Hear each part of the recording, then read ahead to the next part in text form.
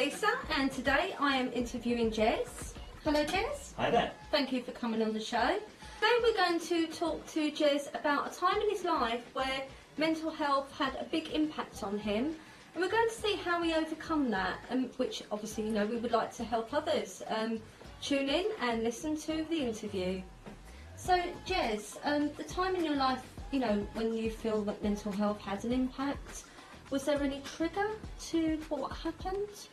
Well, when I look back, when it first became apparent, it was I was the sole earner for a family of 5, and it felt like there was a lot of pressure on me at that time. And because with the work that I was doing at the time, there was that added pressure on that. So what I found when I thought about mental health at that point was that there was a feeling that you really didn't admit to those issues. You sort of said, oh yeah, I'm fine, it's okay, when everyone asked that question. But I did have an experience when I was struggling at work, and I'd stepped outside and a colleague had come to me and said, are you alright? And I said, no, I'm not alright. And that actually felt like it was quite different to how people reacted at that point, and that felt like it was a bit of a turning point where I actually was able to talk about some of those issues a bit more.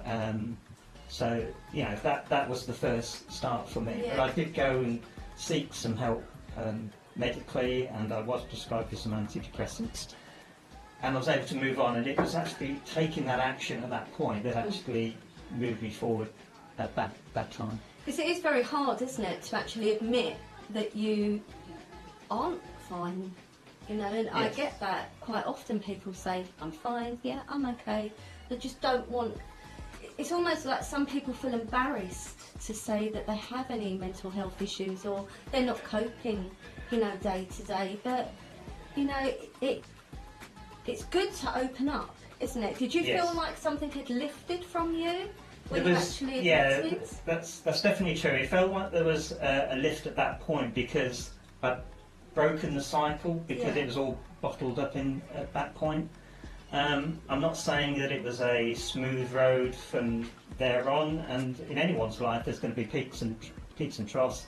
There's different issues to face, but over time what I did find was that there was what I thought were my main issues that I was dealing with weren't what really were the issues. That some aspects were related to being strong for my family and the finance side of it, but there's also like relationship side of it as well, and what their expectations were from your family. But I did go into counselling a bit further down the line, and so again, that was another of the downward sides, because I thought, how have I got myself back into this position again? But that again felt like it was another stage of the process, because I was able to talk through what was going on. I do remember going into counselling for the first time and having that real tightness about how I felt, and I thought, you know, how have I got to this point? And then talking it through, actually I was able to have that understanding that, you know, there's different things at play here, that there are relationship issues that I needed to deal with, and being able to break that down and think about it a bit more really helped. And one of the interesting things about that process, I did have like there was a comfort blanket of that counselling for a while, and the way that support works is that there's always other people that need that support as well. And I wanted to keep it for myself for a while, but I thought there's people following me. I had to sort of open up and give them that opportunity as well. I thought, okay, I feel like I've moved on sufficiently to take the next step for me, to allow the people behind to get support as well. And I thought that was important. Yeah, and as you were talking to the counsellor, did you come out with things that you didn't realise were affecting you before? Yes. Through talking, they came to the forefront of your mind, actually, yes, that was affecting me too. Yeah, I mean, the relationships part of it, as I say, is like when I was in the office, I thought, why are people being off with me? Why are they not talking to me? But it transpired by having conversations, and a lot of it is about conversations and speaking to people that these things come out.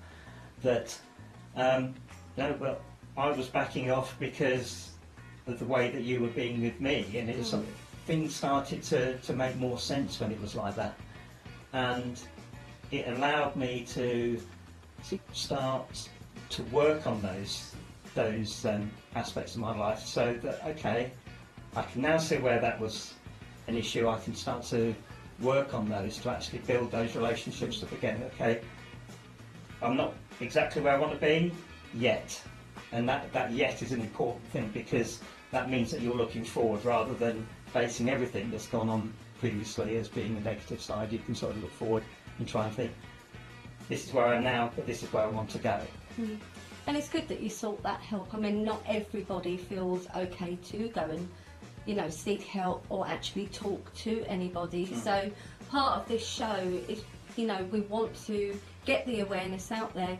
Please seek help, but also for people, if you feel someone's struggling, like Jez's colleagues at work, try and get the help for them, or talk to them about seeking help, because it's not always possible for somebody to pick up that phone themselves. You know, so the show, you know, it's about obviously talking about all different aspects of mental health, but the awareness out there, the awareness for other people. Look at the people around you, look and see, is that person acting differently? Is that person speaking differently? Try and ask them what's wrong.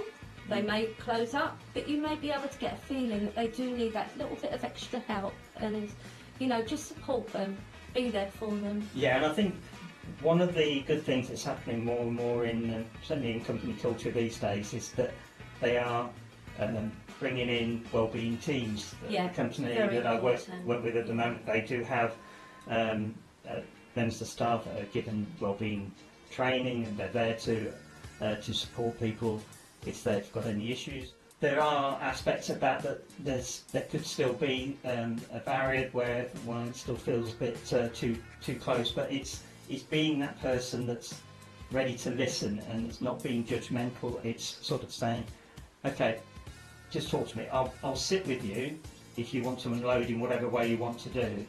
I don't need to necessarily say what my opinion is of your situation, but if you want my advice or my support, then I will give it in any way I can. And it's just being there for someone, and I think that's what most people need. Definitely. And some people don't have family or friends that they can go to, so, you know, whether it's in a work environment, a social environment, out in the pub, walking in the park, walking your dogs, you know, you see and you think somebody needs help, reach out to them, try and get them to open up. Thank you very much, Jez, for coming today and giving us your experience, and we hope, you know, your experience and the show does help many more. Thank you.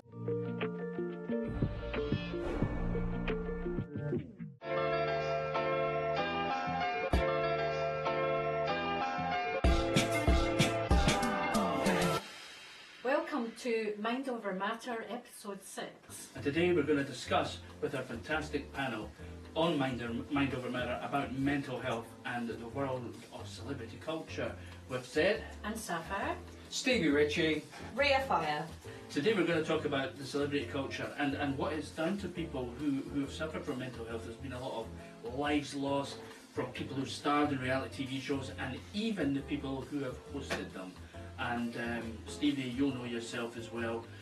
You've worked on a specific type of shows that's had somebody such as Caroline Flack. I don't know if you've ever met Caroline. I met Caroline, yeah. Even to this day, I'm shocked. Yeah. You know, every year anniversary death comes up, I'm like, I can't believe she done, you know, but it weren't her. It was because everyone was against her. The and pressure. Yeah, it was just so bad. Out of all celebrities that have passed, she was the one for me that still sticks in my mind to this day that I'm so shocked and saddened about. You know, so it can happen. You know, it's a pressure for celebs, and if you do one thing wrong, that's it. You are buggered, basically. Yeah. What do you think about that? Well, what I think is, I think the media bullied her into this, and she felt a lot of pressure, and she couldn't cope with what was going on in her life, and she must have felt everything was out of control. So that's what I'm thinking. What do you think about that, Rhea, the thing with Caroline Flack? Yeah, I mean, I remember crying my eyes out when I heard the news, and I think we as the public, when we look up to these individuals, we put them on a pedestal, and I think these celebrities feel that, they feel the expectation, and when a story comes out, whether it's true or not, that makes them question them on that pedestal. That must be so mentally damaging for them, and that's what obviously happened with Caroline. She is a good soul, we loved her, we connected with her, but having the story come out, we don't know whether it was true or not, because we weren't there, but everyone painted a picture of who she was. That obviously wasn't her reality. No. But the thing is with things like this, with social media and the media, they try to make it our business. It's a media circus. And then and you get the trolls and the haters, But they've contributed to that woman going downhill. Oh my God, definitely. I think the media can be very cruel at times, you know. They want to get into people's business and absolutely ruin them, you know, and they could be the loveliest people on earth, but they don't care, as long as they're selling the papers and that. And this poor girl, you know, she didn't stand a chance, you know, they were like wolves at her door, you know. I mean, when she lost her Love Island job, that was it for her, because that was her baby, that was her one thing that she loved. She was, and that was her passion, that was her one thing that was just taken away. She felt she had nothing. And you know what? You know, for me, I loved her presenting that show. She just had everything. She just had that ability to connect with all the contestants and people at home. And she had a long career ahead of her. Put that way, she and did. That's a fact. And talking about Love Island, there's been a lot of suicides from as well. Very true. Through the mental health. Do you feel? I mean, we've starred in a TV show. I don't know if you've starred in TV show. I'm getting there. Yeah, well, you're on this one. You won't be bullied. Upcoming model. So, well, the three of us, we've done all this sort of stuff.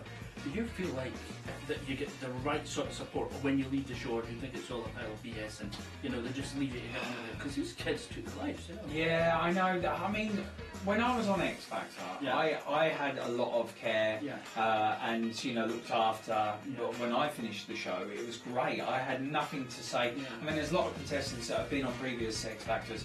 The contestants, they've gone, oh, there's no this, no that. And I've never knocked the show, because I'll tell you what, for me, that opportunity to be given by Simon and the team, the producers, I will forever be indebted to them, because they didn't have to give me that. I could have given it to Tom, Dick and Harry, but they didn't. So for me, the care was great, but there are some shows on TV that, right, that's it, goodbye, see you later, bye-bye. Yeah, well, what I think is there isn't any duty of care. You know, basically, it's like you say goodbye and that's the end of it. No follow-up call to see how you're getting on or anything, you know. I mean, basically, some of the shows can be a shamble, you know, for some people, and they can't cope with it at the end of the day. Their lives, basically, they're going back to a job, you know, at the end of the day, and they're just feeling like used, I think, you know, for them. I mean, we've been, the two of us, we've been from one show to another, and it's been sort of like that roller coaster. And you can suffer from a health experience, and you get emotional, you miss your home, etc. That could go worse for the younger people, you understand? It can go that way.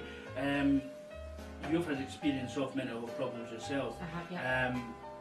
How do you feel that fits in your life when you watch all these TV shows and you read these stories yourself? Well, one of the things that I think, using Love Island as an example, and I don't think this is an exclusive to Love Island, saying as a caveat, but when you don't know what ends up on the editing room floor, in these kind of programmes, they need a baddie. They need to keep the viewers watching, much like you said about the newspapers and people buying them. So they typecast.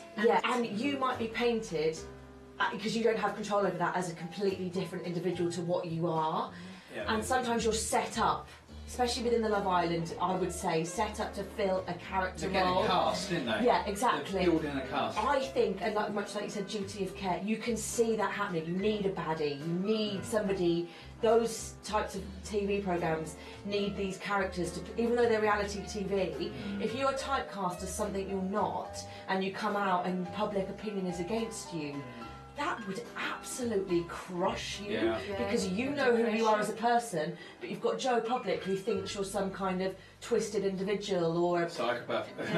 So you can meet them in the street as well, you know. So either you could have people shouting out vans bad things to you, and you're Yeah. not that Yeah. type of person, you know, Yeah. sort of thing. Well, you get these Yeah. people like in the soaps who play a character. Mhm. People meet them in the street and think they are that character. Exactly what Not I'm saying. a yeah. person underneath. And that Yeah. must be really, really hard because you as the individual have lost your voice. Yeah.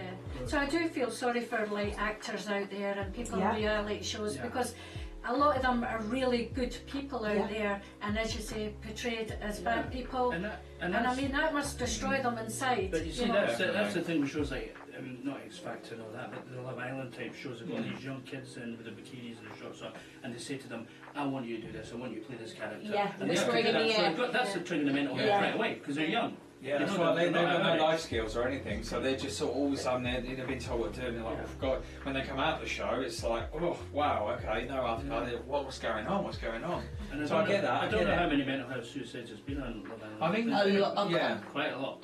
Yeah, a fair few. I know Yeah. of 3 I could think of Yeah. straight from the Because they top of my didn't head. call for the show to be axed, but Yeah, it didn't yeah. happen, you know. I mean, I watched Love Island. I'm not going to lie. In fact, I met a couple of recent Love Islanders on a gig. Well, it was an event last night. It was Zach and Molly. Yeah. I met them, and I'll tell you what. I know they had mixed reviews on there, but I met them. They were so lovely to talk to, so nice, genuine, gorgeous couple. And I was like, do you know what? I love that. I actually followed Zach today on Instagram. He followed me back. What a lovely couple. So Yeah. some of them you can make out to be kind of. They're not the people they are, but they're really Yeah, genuine. Yeah. It's, you know. Yeah. It's Yeah. just like people like ourselves, when people meet us, they think you're this other person, but you're a better person than what you are. Yeah, genuine, Yeah. genuine, Yeah. honest. Like you two, for instance. You know, obviously we talked social media here and there for years and years, Yes. didn't we? And then, you know, a few months ago, this is where we met up. And it was like, we're just instant click. Yeah, it was a You blessing know. for your mental health. Yeah, well, there you go. There you go. Yeah, go So yeah, so we're going to wrap things up in a minute, but let's just say that our final say on mental health and celebrity culture, doesn't matter if you're a celebrity, normal human being, what should they do? I think nobody could live your life except for yourself. So look after number one. Absolutely. What do you think, Steve? What should I we do? totally agree with that's what I said. No more needed, what she just said, yeah. Okay, Totally. so you- I think celebrities discussing openly their mental health issues is really helpful for those people who are suffering with mental health that feel like they don't have a voice. So I think that's something that has come of all of this, which is really powerful for everyone. So there we have, folks. You've been watching the panel of discussion, the man or the woman panel. I'll tell you one thing, I'll strangle you all. No, I won't. I'll wrangle you. Because we're rocking on the mic. No, we're rocking the camera right. Because all for the wealth when we talk about mental health. Mind Over Matter, episode 6. Stay tuned for more. This is the best show on God's green earth. And we'll listen. And keep smiling.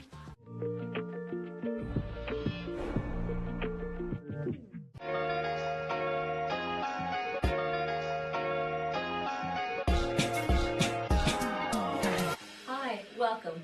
I'm Fiona Watt. This is Mind Over Matter TV, episode 6.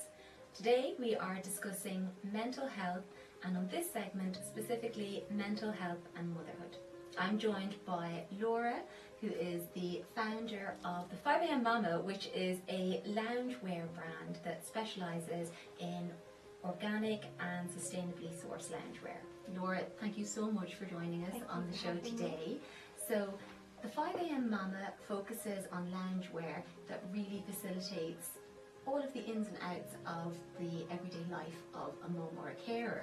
Can you tell me a little bit about why you initially started the brand? Yeah, so the idea initially came to me when I was on maternity leave with my second daughter. So after I had my first daughter, I felt very alone in how I was feeling mentally. I wasn't prepared for feeling anything other than love and joy after I had a baby, and everything I saw on social media at the time was so glossy and perfect, and everyone else seemed to have it together. I just felt like I was completely alone in how I was, coping with those first few months of motherhood. So second time round, thankfully I felt a lot better, but still very sleep deprived. And when I was getting up at 5 o'clock every morning with my daughter, I was thinking to myself, I don't want other mums to feel how I felt the first time. I want to put something out there that makes people feel like a sense of togetherness and like they can relate to what I've been through and what I'm going through now. And on that point of when you talk about putting things out there, Mm. I've noticed that how you brand the 5am Mama, your marketing strategy is always so community focused. It's really inclusive, supportive, very humorous, always very real.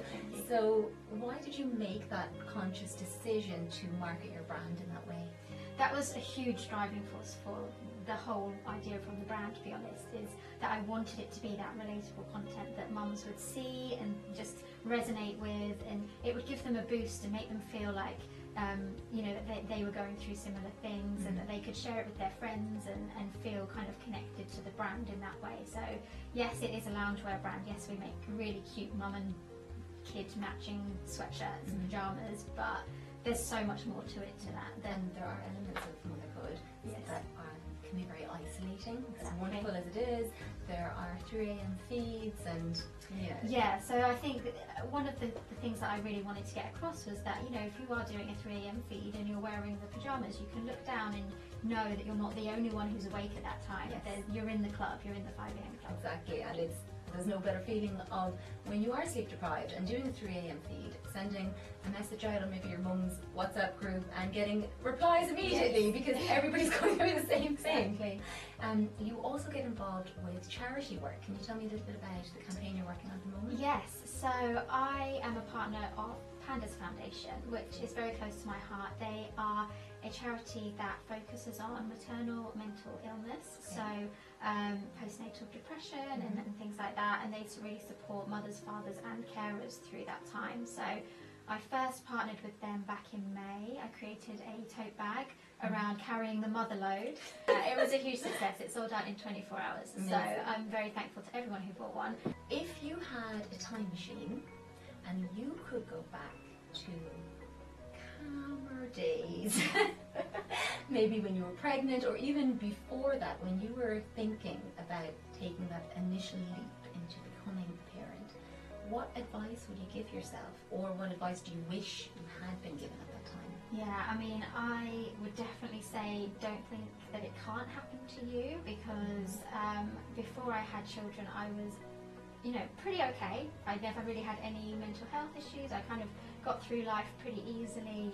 Whatever I set my mind to, I felt like I could achieve and do it quite well. So the fact that when I became a mum and I didn't feel like I was doing it very well and I didn't feel right at all, it really took me aback, and I wasn't expecting it, and I wasn't prepared for the feelings that I felt. I felt ashamed and I didn't talk about it.